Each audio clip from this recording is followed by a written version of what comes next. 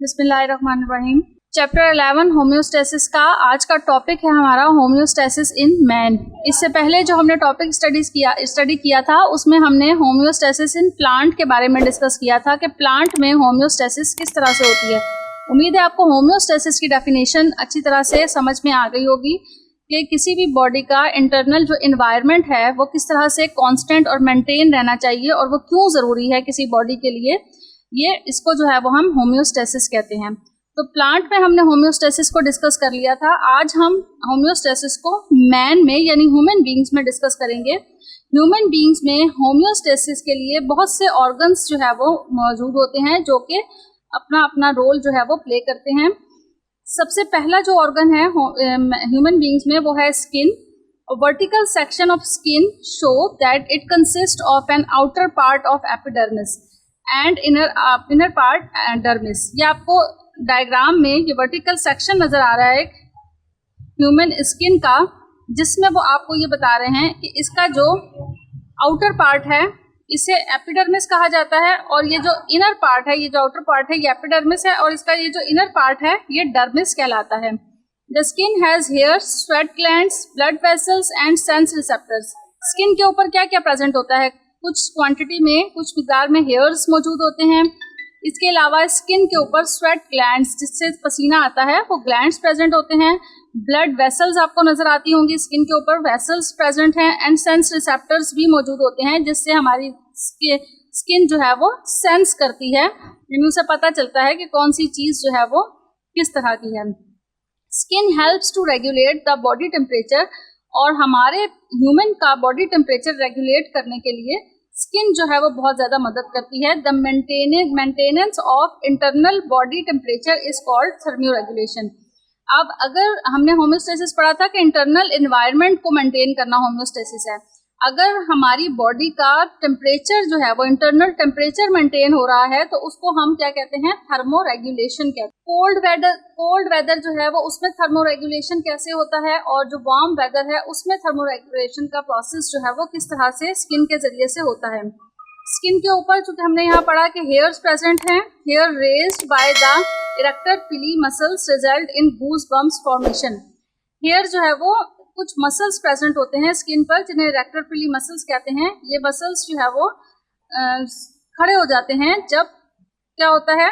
जब cold weather होता है। कोल्ड वेदर के दौरान में आपने महसूस किया होगा कि आपके जो हेयर्स हैं वो स्टैंडिंग पोजीशन में आ जाते हैं, जिसे हम आमतौर पर गूज बम्प्स या फिर वो रोंगटे खड़े हो जाना भी कहते हैं। They trap a layer of air which insulate the skin in cold weather. ये गूज बम्प्स जो है वो क्यों होते हैं, या ये जो आपके मसल्स हैं इनके जरिए से ये हेयर्स क्यों स्टैंड पोजीशन में आ जाते हैं? क्योंकि ये हेयर्स की जो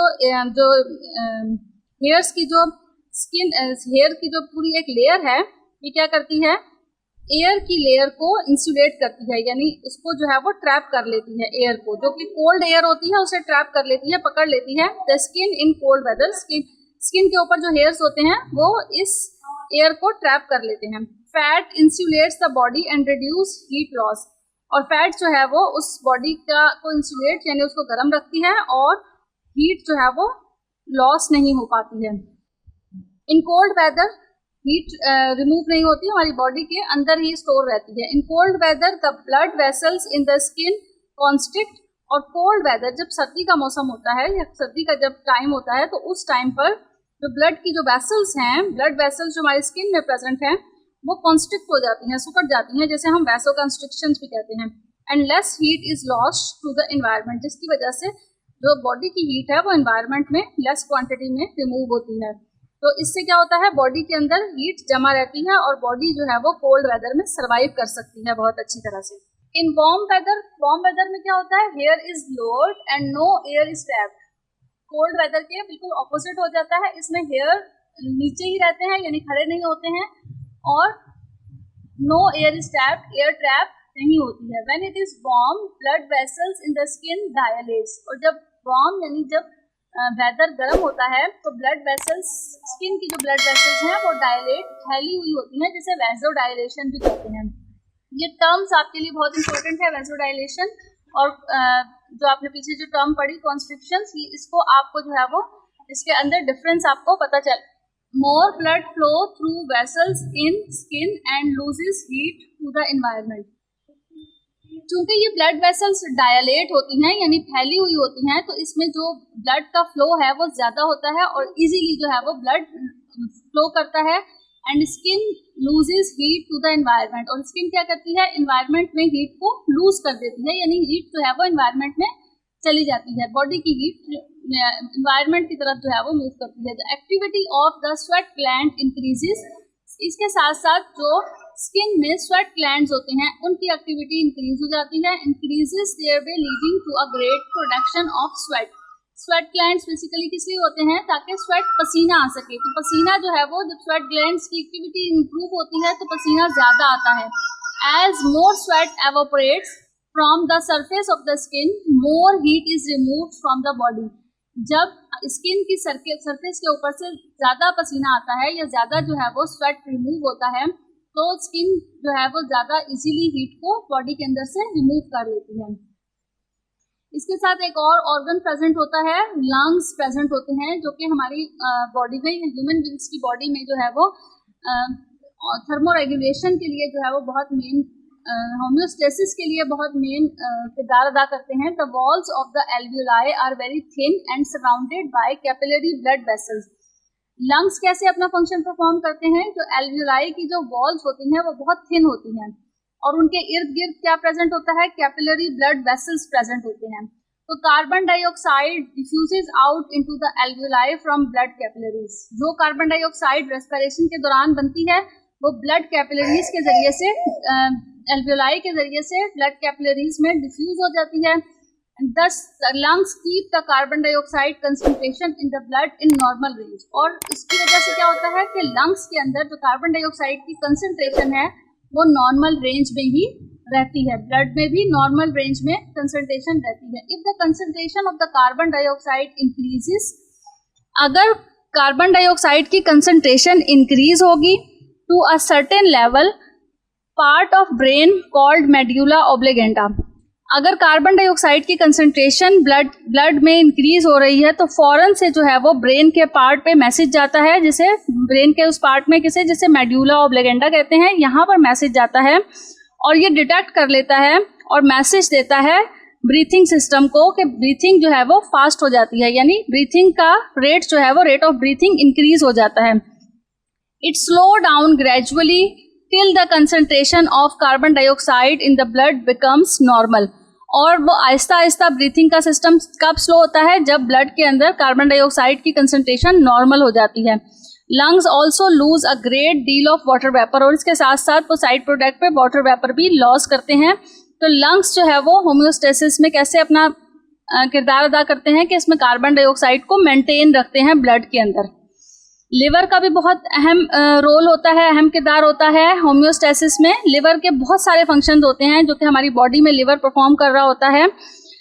number 1 is maintain sugar, fats and amino acid level in the blood. Blood के अंदर जितना भी शुगर है, फैट्स है, अमाइनो एसिड्स है, उसके लेवल को मेंटेन रखता है.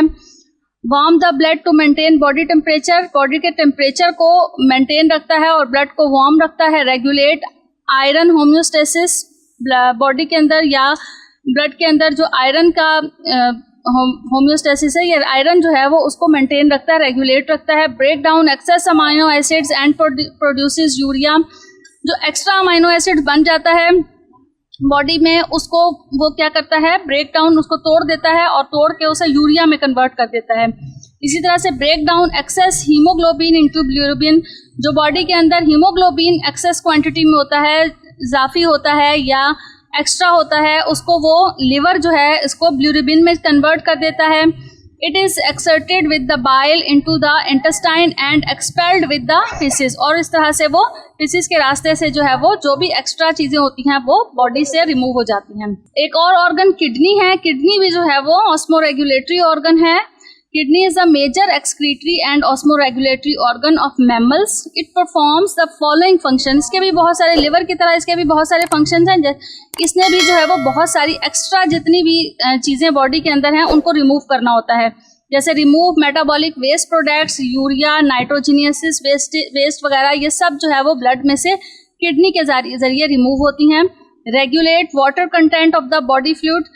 पानी के को जो है वो रेगुलेट रखता है बॉडी फ्लूइड के अंदर, यानी वाटर को जो है वो एक्स्ट्रा वाटर को लॉस नहीं होने देता है। जो एक्स्ट्रा वाटर होता है वो लॉस हो जाता है, और जो जितने बॉडी को जिस वाटर की ज़रूरत होती है उसको बॉडी के अंदर रेगुलेट रखती है ये किडनी।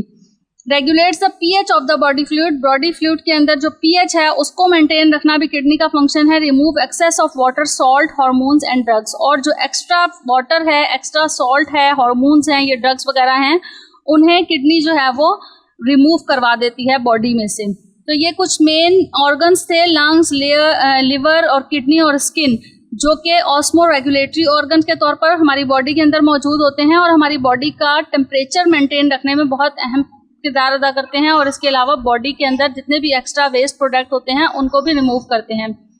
उम्मीद है आपको ये टॉपिक समझ में आ गया होगा। इस टॉपिक के अंदर जितने भी पार्ट्स हैं उन सबको आप बार बार सुन के अच्छी तरीके से अपने जहन में बिठा लें, और अगर कोई चीज़ आपको मुश्किल लग रही है तो आप कमेंट सेक्शन में ज़रूर पूछिएगा। Thank you so much. अल्लाह हाफिज़।